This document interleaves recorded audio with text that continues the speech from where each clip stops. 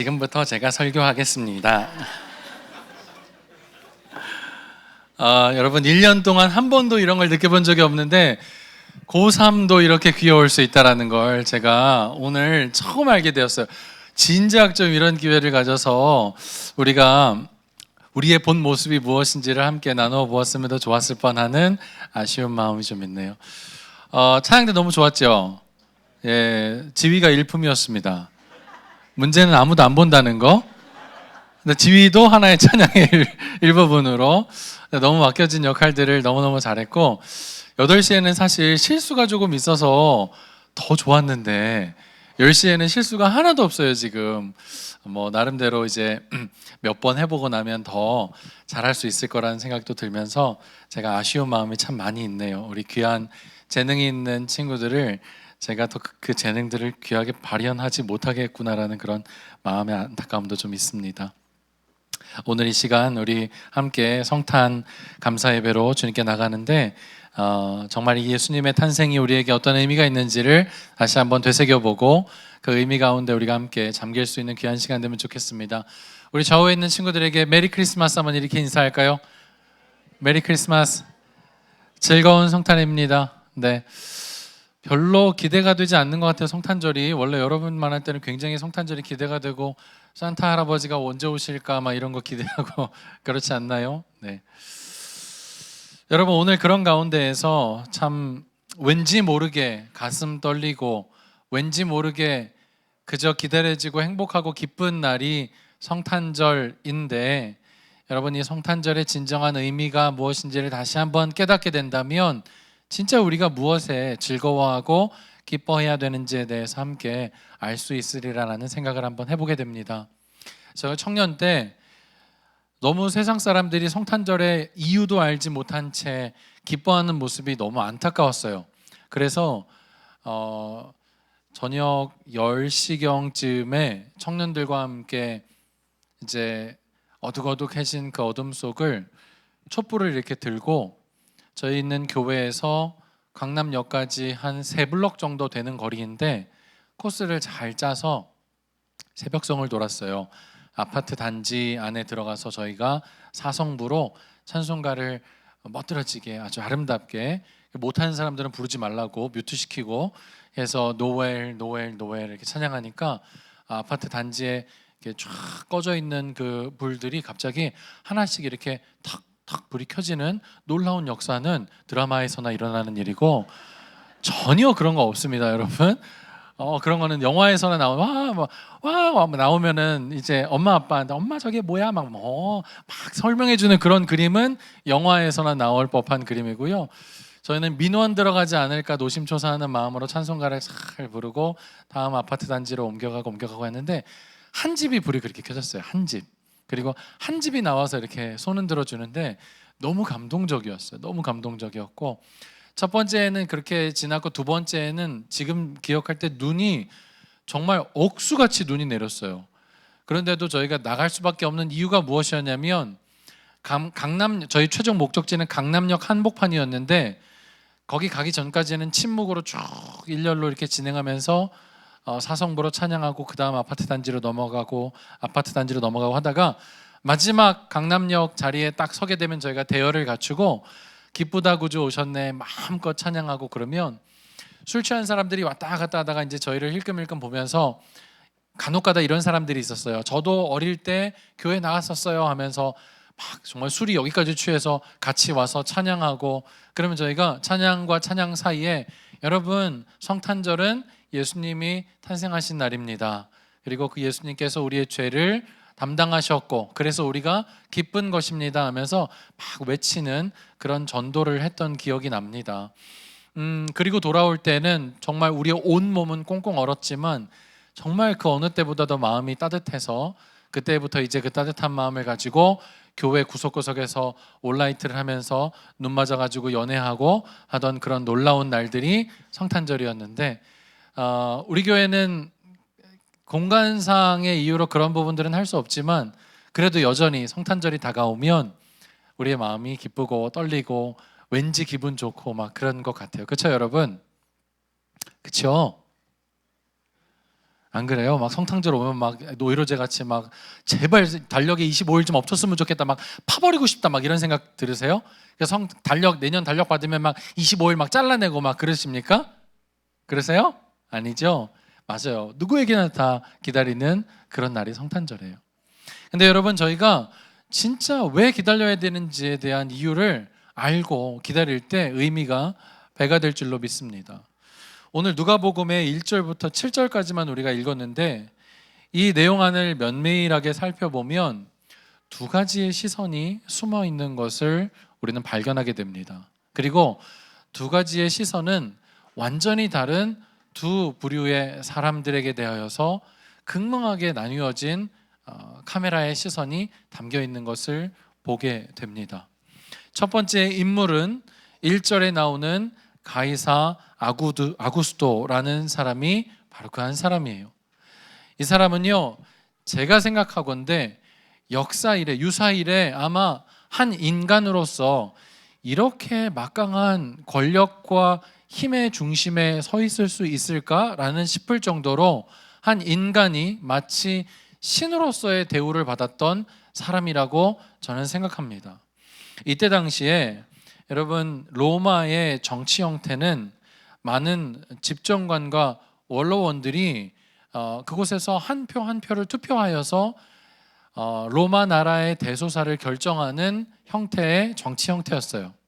그런데 겉으로 보기에는 그런 형태이지만 사실 그 내막으로 들어가 보면 권력의 핵심이었던 가이사 아구스토, 사실 그도 그 수많은 투표 가운데 하나였지만 그는 다른 사람과 차별되기를 원하였고, 똑같은 호칭으로 불려지는 것이 싫어서 자기 스스로를 뭐라고 지칭하였냐면, 여기는 성경에는 아구스토라고 되어 있지만 우리가 익숙하게 알고 있는 단어는 아우구스투스, 절대 권력자. 원래 이 의미의 원래 그 단어의 기원은 신적인 기원을 가진 자라는 뜻이에요.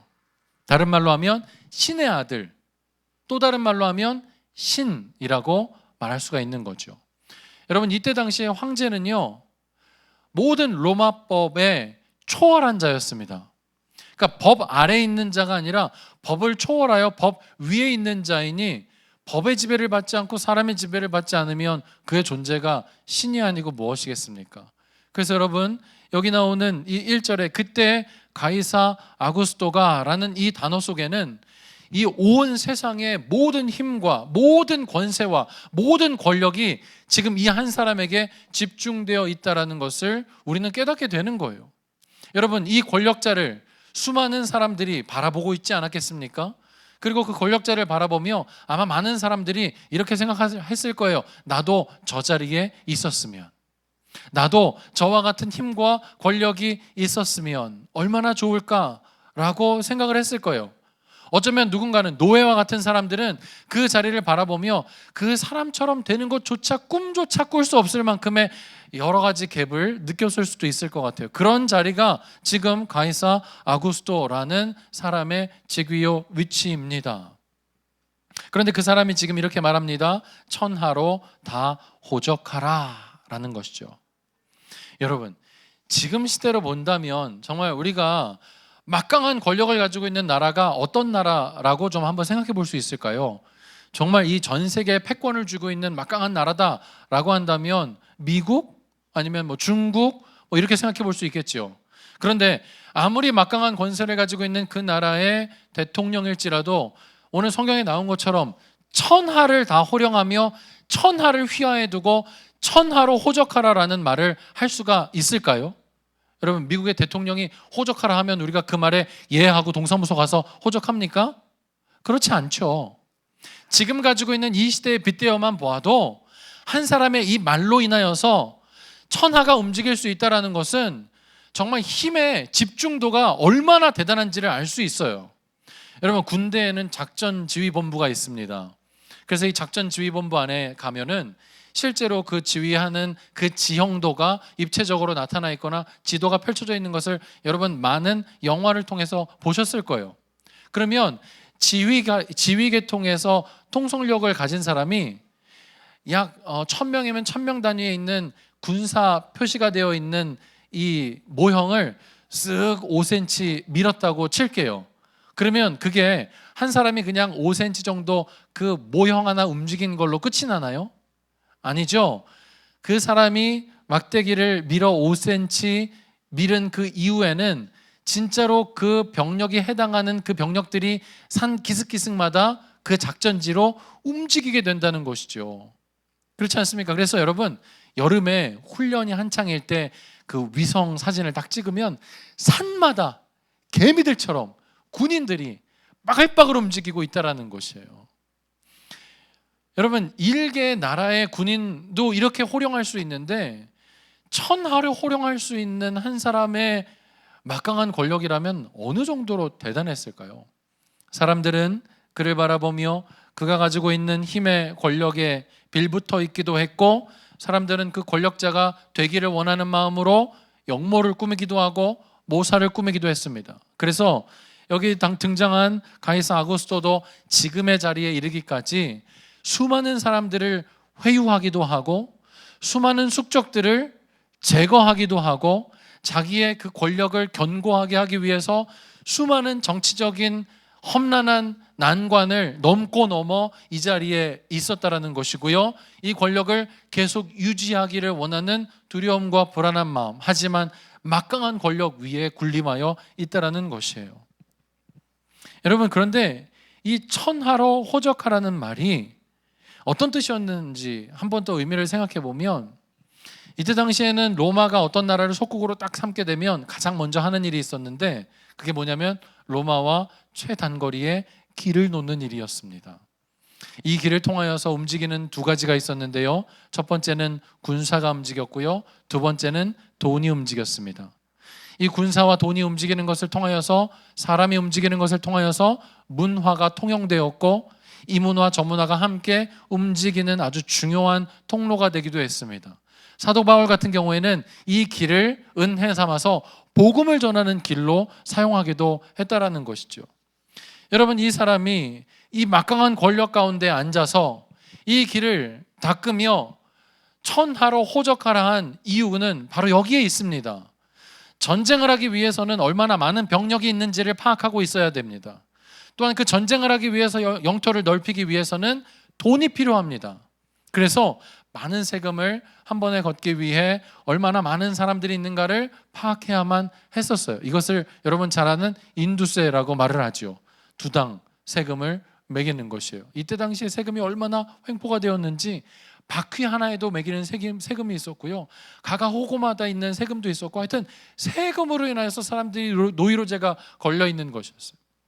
그런데 단순히 로마에 돈을 낸다라는 것을 넘어서서 유대인들에게 있어서는요, 로마 정부에 세금을 낸다라는 것에 또 다른 의미가 있었습니다. 그건 뭐냐면 로마의 황제를 나의 삶의 주인과 내가 모시는 신으로 섬기겠습니다 라는 뜻을 전제로 갖고 있는 것이 바로 로마 정부에 세금을 내는 것이었어요. 그래서 여러분, 유대인들에게 단지 로마 정부에 세금을 내는 것은 그냥 내가 가진 소득의 얼마를 그 정부에, 지금 우리나라를 지배하는 그 정부의 돈을 얼마를 낸다라는 정도가 아니었다라는 것이죠. 그래서 여러분, 말씀한 구절을 좀 찾아볼 텐데요. 사도행전 5장 37절의 말씀을 한번 좀 찾아보면 이렇게 표현되어 있어요. 사도행전 5장 37절에 보면 그 후에 호적할 때에, 여기에 호적이 한 번 더 나오네요. 그 후에 호적할 때에 갈릴리의 유다가 일어나서 백성을 깨어 따르게 하다가 그도 망한즉 따르던 모든 사람들이 흩어졌느니라. 이 짧은 한 구절을 통해서 여러분, 유대인들, 민족주의자들은 로마에 세금 내는 것에 대해서 굉장히 반감을 가지고 있었다는 것이죠. 그래서 여러분, 이 세금을 내기 위한 호적을 정리하라고 할 때, 호적을 하라고 할 때 유다의 사람들은 굉장히 불쾌하고 굉장히 침울하고 침통하고 어려운 마음을 가지고 있었다라는 것이에요. 이때는 봉기를 틈타는 때가 되기도 했고요. 그래서 이런 호적을 할 때는 항상 군인들이 요소요소마다 배치되어 있었다라는 것을 문헌을 통해서 우리는 알 수가 있습니다. 이래서 이 천하로 호적하라라고 하는 이 호적령이 떨어지었고, 당대의 속국이었던 유다도 2절을 보니까 구레뇨가 수리아 총독이 되었을 때 처음 한 것이라 역시 로마의 지배권 안에 있었음을 성경은 말하고 있습니다. 그래서 3절에 보니 모든 사람이 호적하기 위해 올라가고 있었다라고 성경은 말하여 주고 있고요. 이 모든 사람 안에는 4절에 요셉과 마리아도 함께 포함되어 있었습니다. 요셉과 마리아는요, 5절에 보니 약혼한 사이였어요. 쉬운 발걸음은 아니었을 것 같아요. 유대의 결혼 예식에 따라 여러분, 제가 몇 번 설교해서 여러분 잘 아시겠지만 유대의 결혼 예식은 2번 치루어지지요. 첫 번째는 정혼과 약혼입니다. 그리고 두 번째는 결혼이에요. 우리식대로 이해하면 약혼은 법적 효력이 없는 것처럼 여겨지지만 여러분, 유대 사회에서의 약혼은 법적 효력이 있는 결혼과 진배 없는 예식이었어요. 이 약혼식이 끝나고 나면 약 1년 정도 남자는 이 여자의 거처, 함께 살 거처를 만들게 되고, 이 여자는 남자의 가풍을 익히면서 이제 함께 살아갈 날들을 준비하는 여정 중에 있는 것이지요. 여러분, 이 유대의 결혼 예식이 무엇에 빗대어지냐면 바로 우리가 지금 다시 오실 신랑 되신 예수님을 기다리는 그 중간기의 모습을 결혼 예식을 통해 우리에게 말하여 주고 있다라는 것입니다. 여튼 호정령이 떨어졌기 때문에 이제 요셉과 마리아도 자신의 고향인 베들레헴을 향하여서 달려 나가야 된다라는 것이죠. 그리하지 않을 수 없었어요. 여러분, 그리하지 않을 때 돌아오게 되는 수많은 처벌과 엄한 삼엄한 당시의 분위기로는 이 호정령에 순종하지 않을 수가 없었다라는 것이죠. 이때 로마의 시대를 우리 여러분 세계사 시간에는 이렇게 배웠을 거예요. 팍스 로마나 시대라고. 전쟁이 없는 시대라고. 여러분, 심지어는요, 로마의 속국이 되고자 자발적으로 오는 나라들도 있었습니다. 왜요? 길이 깔리게 되면 문화가 열리게 되고, 이를 통하여서 문화가 열리게 되면 돈이 돌게 되고, 돈이 돌게 되면 나라가 발전하기 때문에 그렇습니다. 그런데 여러분, 평화의 시대, 팍스 로마나 피스 로마나의 시대라고 명명하지만 그 나라가 평안할 수 있었던 이유는 절대 권력 앞에, 막강한 권력 앞에 이 권력을 따르지 않았을 때 오는 처벌의 두려움 때문이었다라는 것이죠. 이것은 진정한 평화는 아니었습니다. 어쩔 수 없이 요셉과 마리아는 이 강한 호정령에 순종하며 발걸음을 옮겨야만 했고 베들레헴이라는 곳을 가고 있었어요. 근데 여러분, 마리아와 요셉만 호정령이 있었던 것은 아니겠죠. 모든 사람들이 움직이고 있었기 때문에 여러분, 모든 사람들이 다 여관에 가득가득 모여 있었고, 해산기가 이제 막 오는데 어찌할 수 없어서 7절에 보니 여관이라고 되어지는 곳에 들어가서 거기서 아기 예수님을 해산의 수고를 얻어 탄생하였습니다. 해산했어요. 근데 여러분, 우리가 생각하는 그런 여관이 아니에요. 우리가 생각하는 그런 장소가 아니에요. 이때 당시에도요, 여관이 급이 있었어요. 그리고 특별히 성경에는 그 여관을 나타내는 여관이라는 똑같은 단어가 헬라어로는 다르게 쓰입니다. 급이 있다라는 것이죠. 그래서 제일 좋은 여관은 우리식대로 표현하면 자기가 몰고 있는 짐승들이나 혹은 품꾼이나 종들과 구분되어져서 지낼 수 있는 공간이 있는 여관이 제일 좋은 여관이었어요. 그리고 급이 막 내려가다 보면 어떤 여관도 있었냐면 그냥 입구는 똑같아요. 양들과 자기가 치고 있는 것들이 똑같이 입구는 들어가서 한쪽 편에는 걔네들이 있고 걔네들이 거기서 쉬고, 바로 옆에는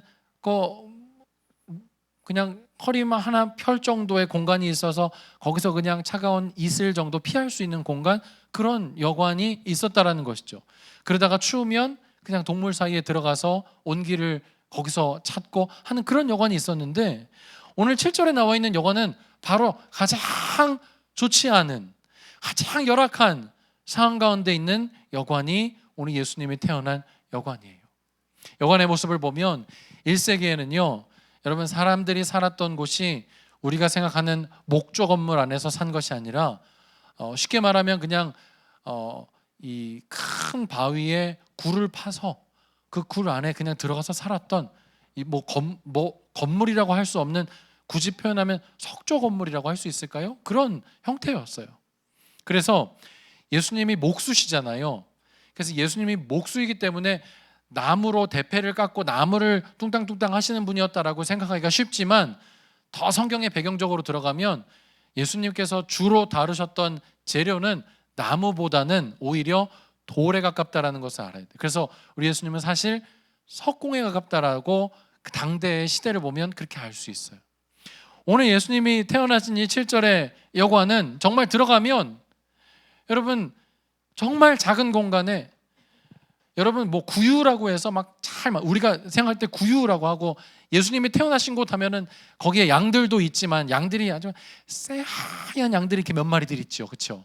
그리고 깨끗한 목조로 된 여물통이 딱 있죠. 그리고 불도 반짝반짝하고 거기에 아주 영광스러운 깨끗한 아기를 이렇게 안고 있는 마리아의 모습과 그 아이와 마리아를 이렇게 감싸고 있는 요셉의 그 인자한 표정, 여러분 이게 우리가 알고 있는 말구유에 놓인 예수님의 모습이라고 생각할 수 있지만, 여러분 이 지역에 가서 양을 한번 보면 세상에 들어온 게 양이에요. 세상에 꼬질꼬질한 게 양이라는 거예요. 뭐 그렇다고 예수님이 태어나신 거니까 마리아와 요셉이 뭐 그렇게 했겠습니까? 야, 너는 너무 더러운 양이니까 저리 가, 깨끗한 양만 일로 와, 옆에 있어, 뭐 이런 거 했겠어요? 아니겠죠. 그냥 막 털에 막 똥 묻고 막 진흙 묻고 막 냄새 나고 통제 안 되고 막 이런 아비규환의 막 그런 혼란스러운, 여러분 양들이 막 모여가지고 그냥 조용히 아주 그냥 캄다운하면서 잠만 잤을까요? 막 애들이 같이 있는데 어떤 면에서 막 부대껴가지고 막 털도 꼬이고 이 뿔도 막 꼬이고 막 이런 가운데 아주 아기 예수가 태어났으니까 조용히 있었을까요? 저는 그렇게 생각하지 않아요. 막 난리 났겠지요. 앙틀에서 막 애들 막 울어 싸고 막 제끼고 막 음매거리고 막 놀라 막 아비규환에 있었을 거예요. 여러분 마리아가 예수님을 낳을 때 예수님을 낳으신 거니까 우아하게 여보 신호 왔어요 뭐 이랬을까요? 마리아 힘내, 조금만 힘내, 여보 나왔어요 뭐 이랬을까요? 여러분 예수님은 나올 때 뭐 이렇게 나오셨을까요? 여러분 산모의 그 해산의 고통이란 정말 이루 말할 수 없는 고통이에요. 제가 첫째 아이 낳는 그 분만실에 들어갔다가 죽을 뻔했다라는 얘기를 아마 여러분에게 설교 중에 아마 했을 거예요. 제가 여보 힘내 이렇게 하지 않았으면 머리털 다 뽑혔을지도 몰라요. 막 여기 막 뜯기고 막, 아마 아이를 낳으신 우리 선생님들은 그 분위기가 어떤지 너무 잘 아실 거예요. 여러분 우리가 생각하는 것만큼 그렇게 아주 고요한 밤, 거룩한 밤에 아기 예수님이 그냥 청아하게 응애 뭐 예수님 이렇게 우셨을까요? 아니에요. 애들 울 때 응애 그렇게 안 울어요. 막 이렇게 울어요. 그래가지고 진짜 내가 아버지만 아니면 이 애를 어떻게 막 해버리고 싶을 정도로, 얘네들은 2시간에 한 번씩 밥을 먹어야 되는데 밥 막 먹고 난 다음에는 그냥 있는 게 아니라 이렇게 얹고 난 다음에 뭘 해야 되냐면 트름을 시켜줘야 돼요. 밥을 한 열심히 30분 정도 먹고 나면 트름을 이렇게 하면 거의 트름 시간이 한 30분이에요. 그러면 칭얼칭얼하다가 또 재우면은 한 30분 시간 걸려요. 그러면 30분 자죠. 그럼 얘가 자는 것 같아가지고 얘를 잘 이렇게 구유에 이렇게 탁 놓이면 눈을 딱 떠가지고 또 울어요. 왜? 2시간이 지났거든. 그럼 또 뭘 해야 돼요? 또 밥 먹어야 돼. 여러분 우리가 생각하는 것만큼 그렇게 고요한 밤, 거룩한 밤으로 정말 우아하고 엘레강스하게 거기에 있는 게 아니에요. 너무 더러워요. 너무 냄새가 나요. 정말 낮고 천하다른 이 표현이 비유적인 표현이 아니라 너무너무 문자적인 표현이라는 거죠. 어떤 표현으로 하면 너무너무 구질구질해요. 어떤 표현으로 하면 너무너무 현실적이야. 어떤 표현으로 하면 너무너무 미간이 찌푸려질 정도로 이거 아니었으면 좋겠다라는 모든 요소를 다 갖추고 있는 게 예수님이 태어난 그 밤에 그 차디찬 구유의 현장일지도 모른다라는 것이에요. 깨끗한 강보나 있었을까요? 여러분 오랜 여정 속에서 여러분 깨끗한 강보나 있었을까요? 꼬질꼬질하고 그 아이 핏덩어리와 같이 나온 그 아이를 이렇게 닦일 물이나 제대로 있었을까요? 여러분 아이가 태어나면은요, 이 아이를 정말 태어나자마자 안잖아요. 오, 너무 무서워요. 무서워. 물론 제가 아이를 떨어뜨릴까 봐가 제일 무섭고요. 어떻게 안아야 될지 모르니까. 근데 이 아이의 아주 그 여리디 여린 살같이 아주 조금의 자극도 받아내지 못할 것 같은 그 정말 여리디 여린 이 아이를 내가 받으면 무서운 마음이 들 정도로 얼마나 두려운 마음이 드는지 몰라요. 그 밤이 그랬을 거예요. 그런데 마리아가 뭐 아이나 한번 낳아본 경험이 있나요? 요셉이 아이를 한번 받아본 경험이 있나요? 여러분, 처녀가 잉태하였다라고 사람들이 수군거리는 그 비난과 조소의 눈빛도 받아야만 했을 것이에요. 여러분, 그 무거운 몸을 이끌고 어쩔 수 없는 권력과 힘 앞에 움직이지 않으면 안 되는, 조금의 여지도 없는 그런 사회적인 지배의 분위기 아래에서 예수님은 베들레헴 어느 작은 한 마국간 같은 곳에서 태어나셨다라는 거죠. 어느 누가 주목이나 했겠을까요? 어느 누가 관심이나 있었을까요? 세상의 모든 시선은, 세상의 모든 사람들의 관심과 초점은 권력자였을 거예요. 세상의 모든 관심을 한 몸에 받으며 나도 저렇게 되면 좋겠다라는 부러움과 시샘의 눈빛을 받는 모든 사람들의 관심과 초점은 아마 1절에 나와 있는 가이사 아구스토가 아니었을까요? 막강한 권력의 핵심 가운데 있는 로마가 아니었을까요? 그런데 그것과는 정말 비교할 수 없는 비참하리만큼, 어떤 면에서는 침통하리만큼, 어떤 면에서는 정말 우리의 예수님이 이러지 않았으면 좋겠다라는 마음이 절로 들 만큼 형편없는 가운데 태어나신 분이 우리의 왕이라는 것, 인정하고 싶지도 않을 만큼의 상황이 눈앞에 펼쳐져 있다면 어느 누가 그 현장 가운데 관심이 있었겠습니까? 그렇지 않나요? 그래서 여러분, 저는요, 이 성탄 시즌만 되면 제가 여러분만 할 때는요, 치울 수 없는 제 마음 가운데 고민 몇 가지가 있었는데 그 중에 한 가지가 이거였어요. 예수님은 죽기 위해서 태어나셨는데 왜 기쁘다 구주 오셨네야? 너무 이기적인 거 아니야? 이런 질문이었어요. 예수님이 십자가에 달려 죽으심으로 우리의 죄가 깨끗하여지는 것이니 우리조차고 예수님이 태어나셨어요. 그럼 이 태어나심의 이유와 목적은 죽음인데 죽기 위해 태어난 이 아이를 향하여 기쁘다 구주 오셨네라고 찬양하며 우리가 이렇게 기뻐하는 것이 가당치나 한가라는 생각을 지울 수가 없었어요. 여러분, 그런 생각 해보신 적 없습니까?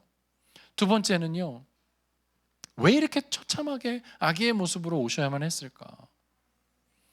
여러분, 아담과 하와는 완전한 모습으로 지은 바 되었잖아요. 그래서 아담과 하와의 그 코에 생명이 생기가 불어넣어졌을 때 그는 장성한 분량이었기 때문에 하나님과 함께 소통하는 데 문제가 없었고 완전하고 완벽한 사람이었기 때문에 어떤 결핍이나 어떤 부족함도 느끼지 않는 사람이었어요.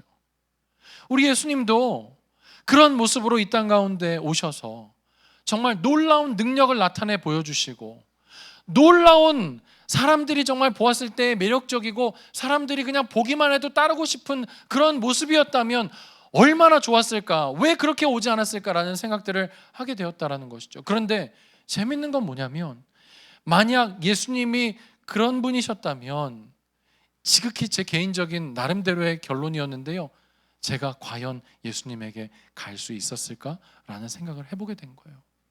여러분, 이렇게 살다가 여러분 혹시 연예인 마주쳐 본 적 있어요? 연예인 실제로 이렇게 보면 얼굴에서 정말 빛이 나는 것 같아요. 그리고 여자 연예인들의 공통적인 것 중에 하나가 뭐냐면 다 머리통이 너무 조그매요. 보통 사람의 반 정도밖에 안 되는 것 같아요. 근데 그 안에 들어있을 건 다 들어있어요.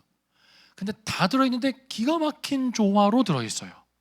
그래서 딱 보면요, 여러분, 제가 지하철에서 어떤 연예인을 한번 딱 봤는데 갑자기 숨이 이렇게 숨이 멈추면서 저런 사람이 있나 하면서 발걸음이 턱턱 멈춰졌어요. 제가 당시만 해도 그 동국대학교 근처에 살았기 때문에 동국대학교 연영가가 굉장히 유명하잖아요. 그 지금 알고 있는 굉장히 많은 연예인들이 다 동국대학교 출신이었는데 지하철에 오다 가다 보면 그런 연예인들을 가끔 한 번씩 봤어요. 감춰져 있는, 아직 드러나지 않은 그런 사람들 볼 때마다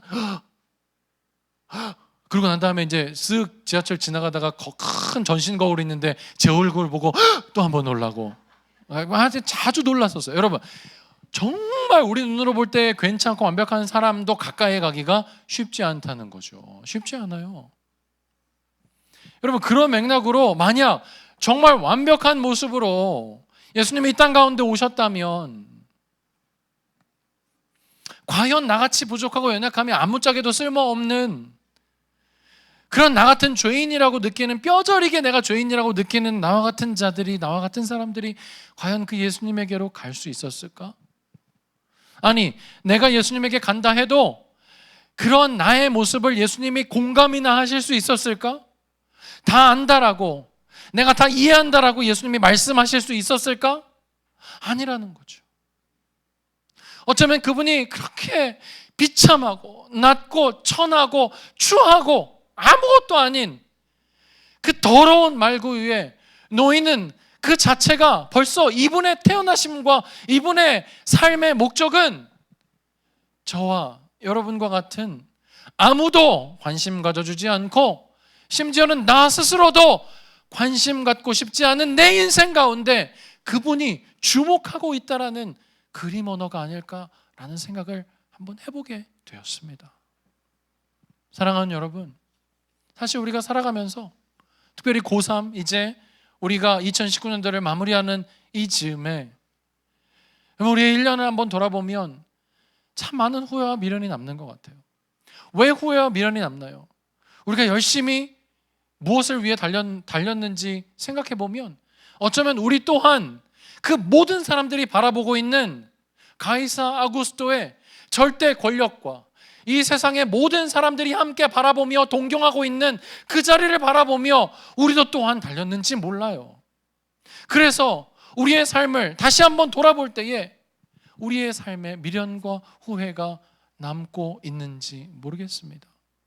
그런데 우리조차도 관심 주지 않았던, 우리조차도 관심 안에 없었던 이 아기 예수의 탄생하는 그 모습에 예수 그리스도를 바라보시는 그 하나님의 시선이 있었다는 것과 함께 오늘 2019년도에 그 시선이 오늘 우리를 향하고 있다는 것을 다시 한번 생각해 볼 때 이 예수님의 탄생은 우리에게, 아니 나를 위한 탄생이라고 감히 고백할 수가 있을 것입니다. 여러분, 제가 던졌던 첫 번째 질문은요, 왜 죽기 위해 태어난 이 아기 예수님을 우리가 기뻐해야 되는가라는 이 질문은요, 십자가를 넘어선 부활의 영광을 바라볼 때 해결될 수가 있었어요. 여러분, 죽음의 권세, 사망의 권세가 이 예수 그리스도를 그 죽음의 권세 아래 계속 묶어둘 수가 없었던 거죠. 그래서 예수님은 십자가에 달려 죽으셨지만 모든 율법을 완성하시고 죄의 모든 문제를 해결하시며 그 죽음의 권세를 깨고 다시 부활하셨다라는 거예요. 그러니까 그 부활을 생각하면 아기 예수님의 탄생은 우리에게 기쁨과 축하와 감사와 감격이 될 수 있는 것이지요. 그리고 두 번째, 왜 이 예수님만의 탄생이 이렇게 의미가 있을까? 모든 사람들이 태어나는 그 태어남에 기독교가 어떤 신화적이고 설화적인 그 내용을 입혀서 스페셜하게 만든 것은 아니었을까라는 생각을 해보았을 때 저에게 다가온 두 가지의 성경 말씀이 있었는데, 그 첫 번째가 바로 이사야서 말씀입니다. 7장 14절인데요. 이사야서 7장 14절을 보면 이렇게 되어 있습니다. 그러므로 주께서 친히 징조를 너희에게 주실 것이라. 보라, 처녀가 잉태하여 아들을 낳을 것이요 그의 이름을 임마누엘이라 하리라. 여러분, 이때는요 벌써 예수님이 태어나시기에 시기적으로 보자면 짧게 보아도 500년 이상 차이가 나는 시기예요. 역사적인 내용으로 보자면 이때 당시에는 아수르가 이 팔레스타인 지역의 패권을 장악하고 있던 때였어요. 이 아수르의 자꾸 성장하는 모습 때문에 변방에 같이 있었던 아람이라는 나라와 북이스라엘이 위협을 느끼게 되었습니다. 그래서 이 두 나라가 동맹과 화친을 맺고 난 다음에 아수르의 세력을 대적하려고 하는데, 그럼에도 불구하고 힘이 모자라니까 이 북이스라엘이 밑에 있는 형제와 같은 나라 남유다에게 손을 내밀어서 야, 너도 우리와 함께 화친하여 아수르를 같이 좀 억제하면 어떻겠니라는 화친 조약에 손을 내밀었는데, 이때 당시 남유다의 왕이었던 아하스가 그것들을 일거에 그냥 매몰차게 거절하고 오히려 아수르에게 조공을 바치는 친아수르 정책을 펼쳤다는 거죠. 화친에 손을 내밀었던 아람과 북이스라엘은 열 받았을까요? 안 받았을까요? 열 받지요. 그래서 그 창끝을 아수르가 아니라 먼저 남유다부터 해결해야 되겠다라고 하며 막 전진해와 내려와서 예루살렘 목전까지, 턱밑까지 다가왔을 때, 이제 진짜 우리 끝이구나 하면서 두려워하고 불안하고 있을 때, 그때 아하스를 향하여 이사야 선지자가 예언한 내용이 바로 이 내용이에요. 처녀가 잉태하여 아들을 낳겠답니다. 이름을 무엇이라고요? 임마누엘이라고 하겠다라는 이 예언적 말씀, 초자연적인 하나님의 은혜가 이 나라를 구할 것입니다 라고 말하는 예언을 하였고, 역사는 그대로 되었어요. 여러분, 당대의 역사에 예언이었는데 이 예언의 말씀이 이 역사 가운데 그대로 이루어지고 있다는 것이죠. 임마누엘의 이름이 누구이죠? 예수 그리스도잖아요. 미가서 5장 2절을 보면 또한 예수님의 탄생과 나심에 대해서 정확하게 예언하고 있습니다. 베들레헴 에브라다야, 너는 유다 족속 중에 작을지라도 이스라엘을 다스릴 자가 내게서 내게로 나올 것이라. 그의 근본은 상고의 영원에 있느니라. 여러분, 미가 선지자가 활동했던 때에도 지금 예수님의 탄생과 여러분 작게 잡아도 500년 이상의 차이가 나는 시간이었는데, 여러분 이 두 선지자 외에도 구약의 모든 말씀은 예수님의 탄생에 대하여서 계속 가르치고 있는 나침반 역할을 하고 있다는 것이에요. 이분의 탄생은, 이 아기 예수님의 탄생은 그저 어느 누군가의 자연적 탄생이 아니라 인류를 구원하며 우리의 그 연약함과 우리의 소외됨의 문제들을 해결하시기 위한 아주 중요한 역사의 탄생이었다라고 저는 생각합니다. 저는 믿습니다. 오늘 이렇게 예수님이 탄생하였을 때 8절 이후에 우리가 읽진 않았지만 이 아기 예수의 탄생을 축하하기 위해 오게 되냐면 목자들이 오게 돼요. 목동들이 오게 돼요. 근데 참 재밌는 거는요, 당대의 목자들은 어떤 이미지가 있었냐면 사기꾼이라는 이미지가 있었어요. 속여먹는 자라는 이미지가 있었어요. 양털 깎아가지고 자기가 착복하고 병 걸려서 털 다 밀었다라고 주인에게 거짓말 치는 목자들, 새끼가 낳았는데 낳자마자 죽었다라고 주인에게 거짓말로 말하고 자기가 빼돌리는 목자들. 이 목자들은요, 당대 이미지가 너무 좋지 않은 목자들이었어요. 근데 그럼에도 불구하고 이 천덕꾸러기 같은 이 연약한 목자들이 예수님을 경배하는 가장 첫 번째 사람으로 초대받아 왔다라는 것. 여러분, 어느 누가 초대받아 왔다라는 건요, 그 파티나 연회의 수준이 결정되는 거거든요. 이해되시죠? 여러분, 어떤 사람들이 인비테이션 리스트에 있는지를 보게 되면 그 연회의 수준이 결정되는 거예요. 여러분, 그렇게 생각한다면 이 천덕꾸러기 같은 목자들이 초청되어 온 이 연회는, 이 파티는, 이 기쁨의 장소는 여러분 어떤 누구도 관심 있게 보지 않는 것이 너무나 자명하다는 거죠. 하지만 누가 주목하고 있었을까요? 우리 하나님이 주목하고 있는 연회였어요. 우리 하나님의 계획이 역사 가운데 이루어지고 있는 연회였어요. 이제 우리가 여러분 무엇으로 살아가야 할까요? 2장 1절에 나와 있는 권력자의 모든 사람들의 관심이 있는 그 현장 가운데로 가기 위해 노심초사하며 살아가는 우리의 시선이 거기에 있어야 할까요? 아니면 우리 하나님이 머무시는 그 시선, 그 자리, 그곳에 있어야 할까요? 오늘 저는 이 아기 예수님의 탄생이 그저 나 하나 구원하시기 위한 예수님의 희생과 헌신뿐만 아니라 앞으로 우리가 어떠한 관점을 가지고 살아가야 되는지에 대한 저는 하나님의 인도하심이라고 생각합니다.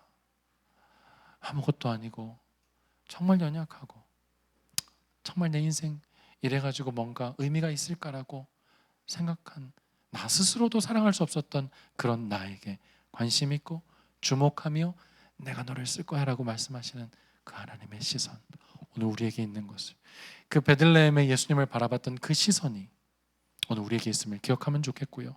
오늘 이제 우리가 그 시선으로 우리도 또한 누군가를 바라볼 수 있게 되기를, 그래서 우리가 가는 곳곳마다 하나님의 시선의 온기가 따뜻하게 열릴 수 있게 되기를 주님의 이름으로 축원합니다. 그러한 복된 인생 다 될 수 있게 되기를 다시 한번 주님의 이름으로 축원합니다. 기도하겠습니다. 살아계신 하나님 아버지,